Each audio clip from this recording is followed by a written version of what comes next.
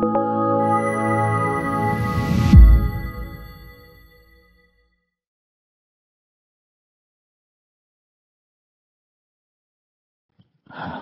I'm Jacob Hornberger, president of the Future of Freedom Foundation, and this is this week's issue of the Libertarian Angle. I'm joined, as I am every week, by my co-host, Richard Ebeling, who teaches economics at the Citadel. Richard, welcome back for another week of the Libertarian Angle. Hey, it's great to be back with you. Yeah, likewise. And welcome to our viewers and people who tune in to our show. Richard, big things happening in Asia where President Obama a while back declared a infamous pivot to Asia where U.S. troops are now going to be starting to focus on that part of the world. Turns out that the Philippines is throwing a monkey wrench into President Obama's pivot and the Pentagon's pivot and the CIA's pivot to Asia. This last week, he announced a separation of the Philippines from the United States.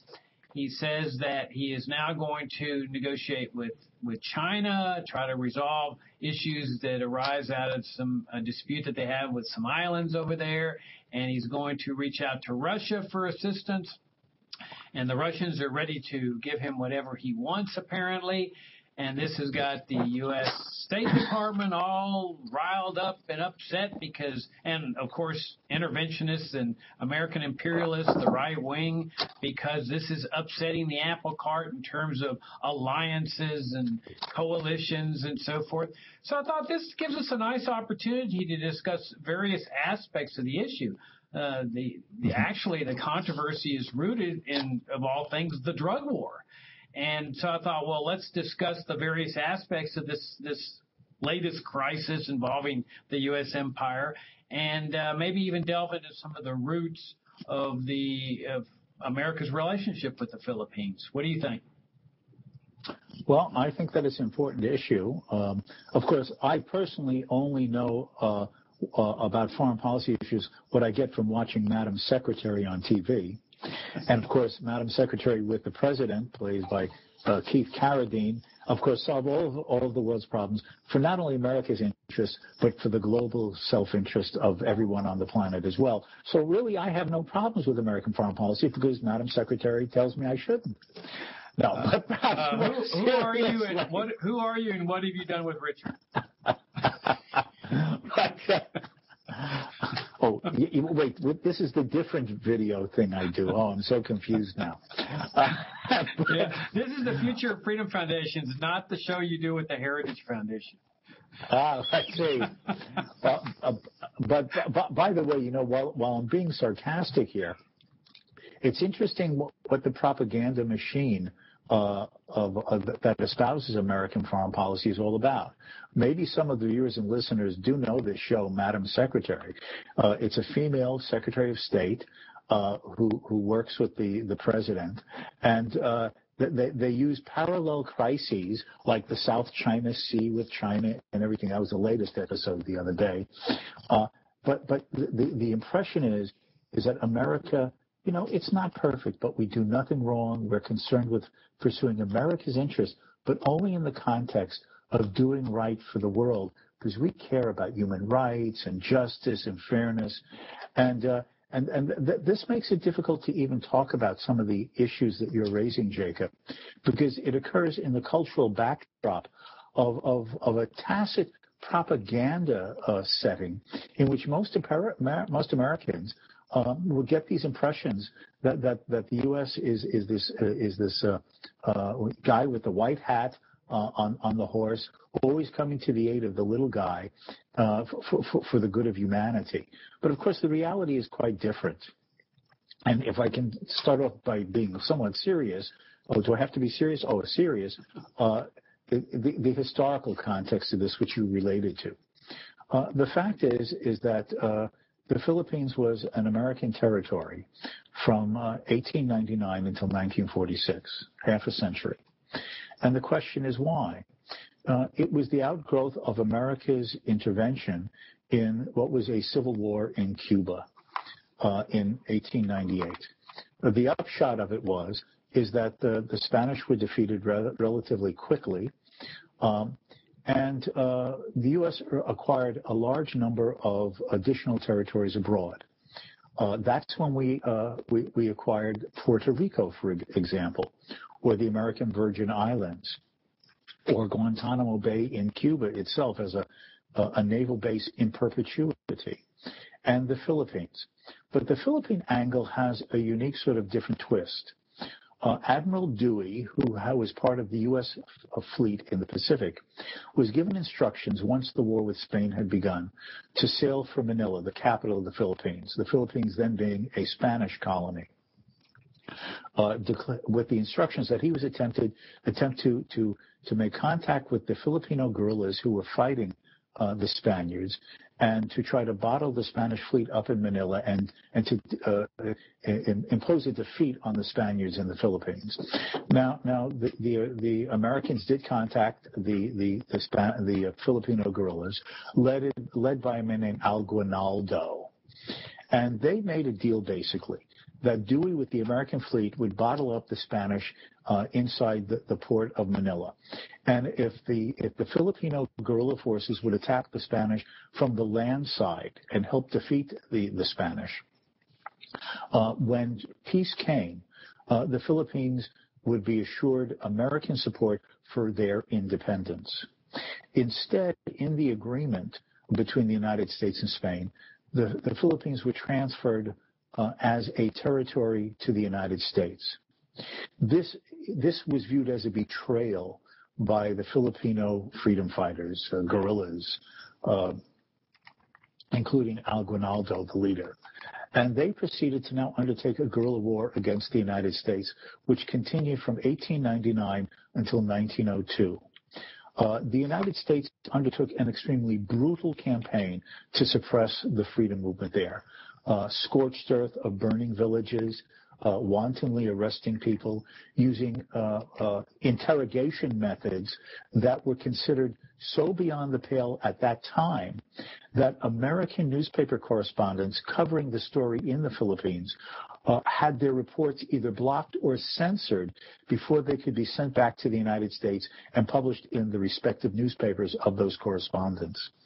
The upshot of it was that the Filipino forces could not be defeated. So finally, the U.S. sent a message to Aguinaldo that they would like to meet with him and agree to peace terms. And both sides should show up unarmed. Well, at the agreed upon time, the Filipino delegation, including Aguinaldo, did show up unarmed.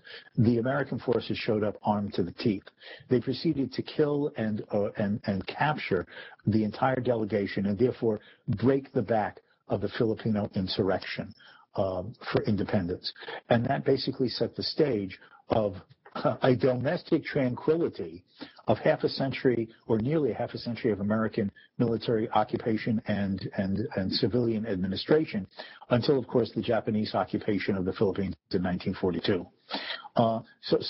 So our relationship with the Philippines began with the promise of freedom, the betrayal of an emerging American imperialist power, and constant conflicts and disagreements with the Filipinos about their place in the American sort of orbit since their independence of 1946. Yeah, that's a fascinating story. I mean, I knew about the double cross with respect to the war itself, the war for independence that the Philippines were under the impression they were waging against Spain. I didn't know about the double cross and the massacre that took place on the rebel side when the negotiations happened. But I'm glad you brought that up because, you know, we've been addressing, I know you're getting a little old and your memory is starting to falter, but we've been addressing this subject since our very inception. You'll recall that in our very first year, I think it was probably the July issue, I think, of what was called Freedom Daily at that time, now called Future of Freedom, our monthly publication. We published this article by William Graham Sumner called the Conquest of the United States by Spain. And yes. The argument was that, look, the United States technically won the Spanish-American War, but in a sense we were conquered by Spain because we adopted all of the imperial mindset, the imperialist mindset that had guided Spain and the Spanish Empire and then the British Empire and all empires in history. I mean, up to that point, the United States clearly had aggressed against Native Americans, the Indians, and taken over the continental United States. And there, of course, had been the Mexican War, where they effectively stole the northern half of Mexico. But that wasn't enough for the imperialists. They wanted to be like the British Empire, like the Spanish Empire. They wanted overseas colonies. They thought this was the way to national greatness. They were rejecting the concept that you can achieve greatness as a nation just through a booming private sector, where Americans were doing really, really well economically, and they were traveling around the world and trading with the people of the world.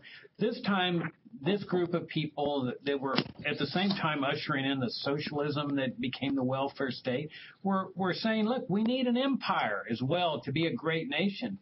And that, in my opinion, Richard, was a real turning point. In fact, what was the name of the other guy that somebody wrote that was a turning point? I forget the historian who wrote that. But here was the turning point toward empire. And it was more than just Guantanamo Bay, as you were saying, that they really took control over Cuba itself. They took over the control over the whole country. They had that famous Platt Amendment, where in the Cuba Constitution, where the U.S. effectively was given veto power over what kind of president they instituted. I mean, this was the beginning of the decades-long or century-long obsession with controlling Cuba, an obsession that really exists today among many people in the U.S. government, and especially in the conservative movement. You got Puerto Rico, which is still a colony of the United States, and the Philippines. A commonwealth, Jacob. Oh, excuse me. Sorry. And then you've got the Philippines. In fact, notice how so few Americans wonder when the Japanese attacked at Pearl Harbor, that nobody wonders why there were American troops in the Philippines. I mean, this is where MacArthur was stationed. And everybody just accepts as a given. Well, of course there were troops in the Philippines. What's the big deal? I mean, these are American troops thousands of miles away from the continental United States. What the heck were they doing in the Philippines? Well, I think one reason they were there was to serve as bait, because Roosevelt clearly wanted the Japanese to attack somewhere to give him his back door to war. But I mean, what business did they have in that country? Well, it goes back to the imperialist days of the Spanish-American War. So this relationship with the Philippines that we now see as part of the alliance and coalitions and so forth, which is really just empire speak, really was rooted in the imperialist turn that took place in 1898. Yes. The United States comes onto the stage of a global power in terms of its presence and outreach with the Spanish-American War. Did America intervene in other disputes around the world before that? Well, yes. I mean, there's the famous case during Jefferson's administration of the U.S. fleet being sent to fight the Barbary pirates off the north coast of Africa. Maybe many Americans don't know it, but America's first intervention in Vietnam was in 1854. There was an American fleet just on a visit to the imperial capital of Hue of Vietnam. And the American officer had found out that a French priest had been kidnapped and was being faced with being murdered by some Vietnamese who opposed the French presence there with Christian proselytizing. So American forces were sent on shore at Hue to save the French priest. And then perhaps we actually had a first Korean War. That was around 1870 or 71. You see, memory is going, Jacob. You see, it's terrible. Sorry. But she constantly does this to me. It's evil. Anyway, 1871, 1876. But the point is, in the 1870s, an American merchant ship had gotten caught in a storm, had foundered on the coast of Korea. The sailors got ashore, and the local Korean villagers proceeded to massacre most of them. An American fleet was sent to demand an apology and indemnification. They reached the mouth of the Han River, leading to the capital, Korean capital of Seoul, demanding restitution and an apology. The Korean government refused to do so. So the U.S. forces proceeded to bombard and destroy the Korean forts at the mouth of the river, and landed forces threatening to march to the capital of Seoul, at which point the Korean government made its apology and paid a restitution. So we've been involved in these things for quite a while.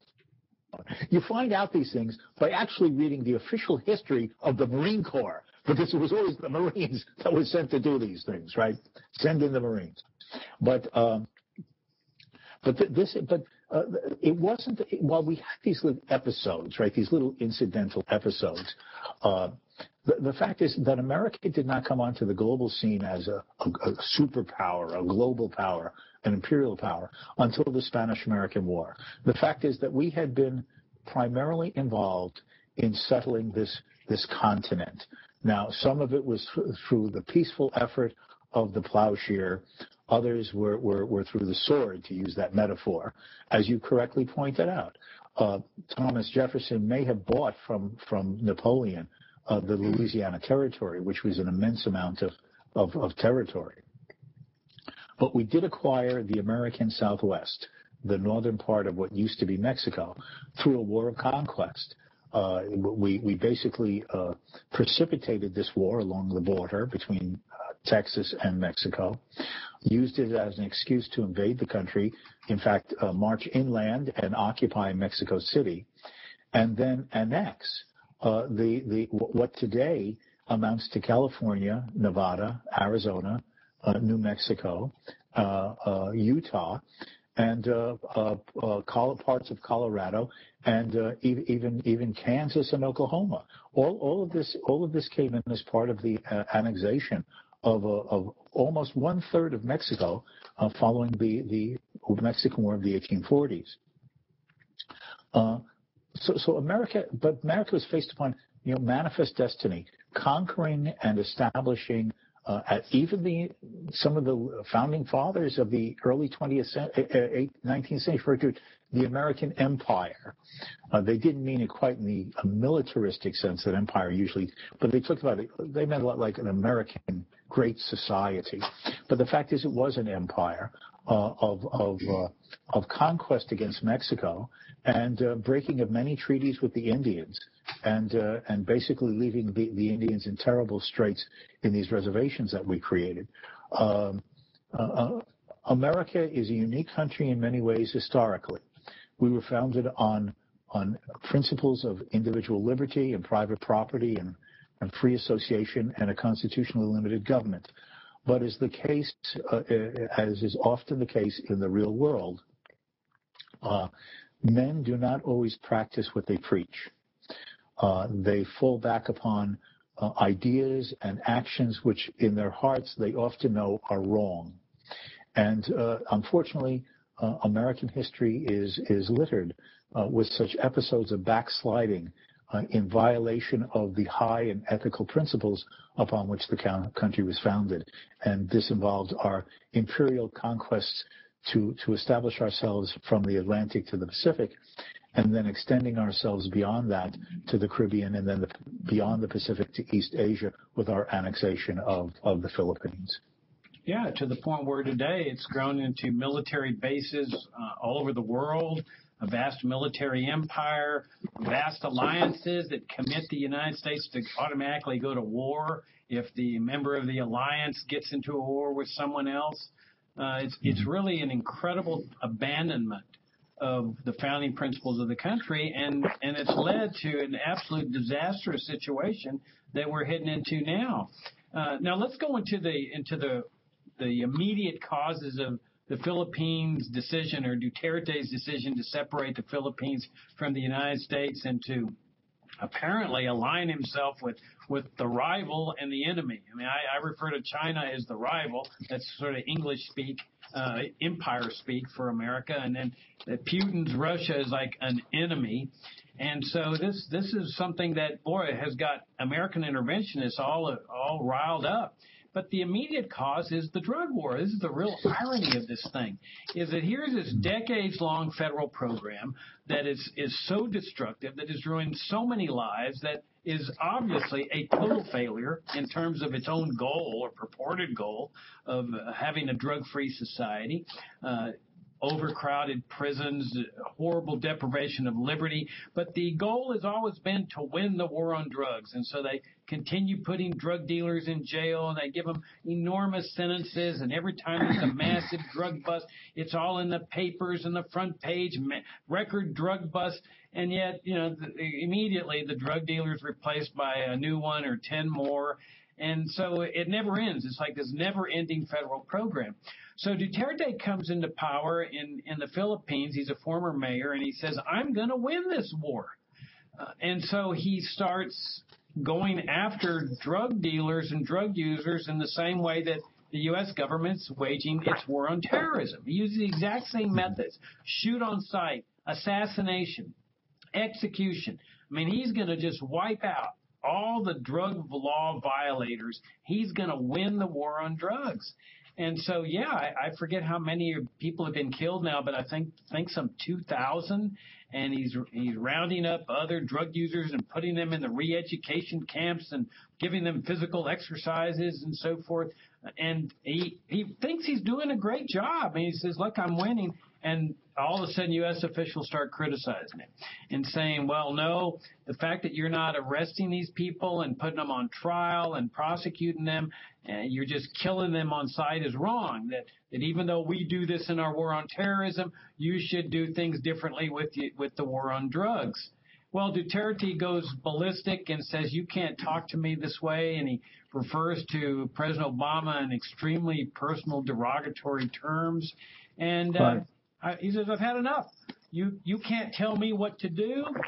And now it looks like he's going to kick the U.S. military out of the country. Once again, they'd been kicked out back in the 90s, I think. So he's going to kick them out again. And this really deprives the U.S., Richard, of the opportunity to create crises with China. I mean, this is what the whole idea of the pivot was, is to provide the opportunity to create and engender new crises with China that then substantiate the military-industrial complex. We need bigger budgets for the big military contractors who feed at the public trough. And this has got them all in a panic, because they were really hoping in this pivot that the Philippines would be a flashpoint, and that island dispute would be a flashpoint that could then engender more support for bigger budgets for the military-industrial complex. Yes. This has the paradox, as you've said. Of course, as you said, at my age, I've lost short-term memory, so I'm not sure if I remember where the Philippines is right now. But assuming that I can recall that, Jacob, you see what I put up with every week. Anyway, the fact is that he is acting like a loose cannon that is overthrowing the chain of events that the U.S. has wanted to institute. Obama, who came into office saying that America was inappropriately getting involved in these foreign interventions that were all Bush's wars, has now made a decision in the last year or two of his administration to undertake what he's called this pivot towards Asia. China is seen as the great rival of American exceptional superpower status in the world that the U.S. has predominantly had since the end of the Cold War. And therefore, the U.S. has been attempting to form and give assurances of alliances to a number of these Asian countries, some of whom are our former enemies. The U.S. has been cozying up to Vietnam because the Vietnamese are in a similar territorial dispute with the Chinese, as is Malaysia and Indonesia. Now, for the simple fact that the Chinese, just because you want to criticize the U.S. doesn't mean that the Chinese are the altar boys here. The fact is they have arrogantly presumed that they're claiming, based upon something of 1,000 years ago, that the entire South China Sea is their territory, and that every scrap of land or coral reef that is theirs to do with as they wish, and building these artificial islands now and seemingly military bases. But the U.S. has wanted to use this growing encroachment of China on the South China Sea and the anger and fears of the surrounding countries for its own purposes, and that is to assure its own hegemony, if you will, in that part of the world by having an informal set of alliances with Vietnam, with certainly a long-term alliance that has gone on with the Philippines, closer connections with Indonesia because of this, to all sort of have a ring of client states to both to support and supply access to American military might to stand as a counterforce against what is viewed as the threat of China against American domination of East Asia. And the president of the Philippines comes along and suddenly says, you can't tell me how to run my internal affairs. We have a drug problem, and I refuse to decriminalize drugs. Drugs are bad things. The only solution to the drug problem is not decriminalization, but the hardest arm of the government to crush, both use, production, sale, and distribution. And that's what he's pursuing, which, of course, American conservatives here, who have often been in sympathy with the drug war and have been critical of decriminalizing anything, including marijuana, should be hailing him as a hero rather than an enemy. Boy, if we can only have him over here, that'll take care of the drug problem. But the fact is that he clearly is an unstable personality, okay? He clearly is an unstable personality who's willing to say anything that comes into his mind and to have it come out of his mouth. Gee, sort of like someone who's running for president this year, but we won't get into that topic. So he basically tells the United States to take a hike, and I'm using the polite language for the PG, the parental guidance language here. He calls Obama, as you say, curse words, normally technically curse words. He's basically saying we're breaking ties with the U.S. and we're going to cozy up to China, and he goes off to do this for a trade deal with China. Now, of course, obviously, interests in the Philippines have conferred with him, and he seems to backtrack. He's not like breaking all relations or ties with the United States, but he basically is a loose cannon that the United States is afraid of, because where else will they be positioned? Vietnam isn't going to give them back Da Nang Air Base as it used it during the Vietnam War. Neither the Malaysia nor Indonesia is going to give those types of military facilities to the United States. The only other than Japan and Okinawa, the only large landmass that serves as a useful basing facility for both surveillance and for potential military action are the facilities in the Philippines. So this has upset the U.S. government a great deal, because it's a monkey wrench into their pivot towards preserving their dominance of East Asia. Yeah, I'm really glad you brought up Vietnam in this context, because, I mean, I can't think of very many things that are more disgraceful and more hypocritical than the U.S. government, including the Pentagon, cozying up and making nice with the Vietnamese communists. I mean, even though they've released some of the economic controls on the Vietnamese people, this is a communist regime, which means it is a brutal regime. This is the regime, new people, but same regime that killed some 58,000 American men.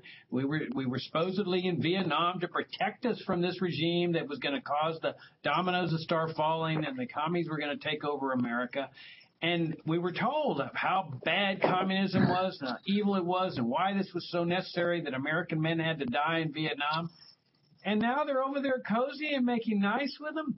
And on the Internet, there's a photograph of the Secretary of Defense passing in review of communist troops, and all with the idea of this is how America shows friendship, by military alliances and establishing military bases. And that's what you're right. They're trying to establish U.S. military bases in a communist country. It is absolutely incredible. I mean, I would think that those 58,000 American men that died in the Vietnam War would be turning over in their graves.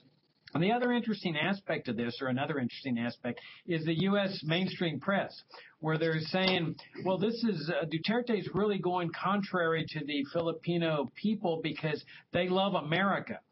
And you see, because the mainstream press, in their mind, America and the U.S. military are one and the same thing.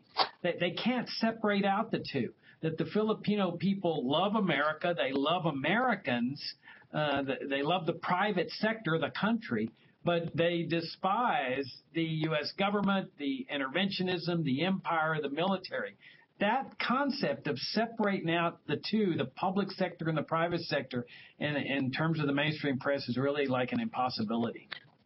Yeah, this is an important distinction that needs to be made at all times.